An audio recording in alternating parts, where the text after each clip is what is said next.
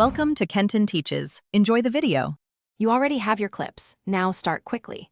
Create a new project and import the files into an event, then drag the first clip into the timeline.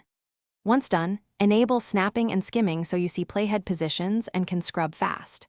Select the clip you want to cut, move the playhead to the exact frame, and choose the split clip command, Command B, or use the blade tool. This first cut establishes the segments you will refine. Now refine the edit. Drag the clip handles to trim in or out, and hold Option to perform slip edits without changing duration. Once you remove an unwanted segment, use Ripple Delete to automatically close the gap so timing stays consistent. Make tighter adjustments with the Precision Editor for frame-accurate cuts, and zoom the timeline while using the arrow keys to nudge the playhead one frame at a time. This combination gives you both speed and surgical control. Finish by polishing.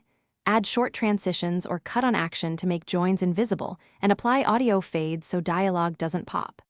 Make final color tweaks, stabilization, and a quick render of the timeline to preview playback. When ready, choose Share File and pick Resolution, Codec, and Quality, then Export.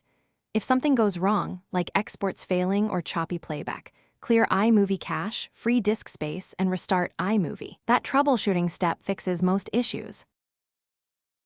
Thanks for watching. Please subscribe if this video was helpful.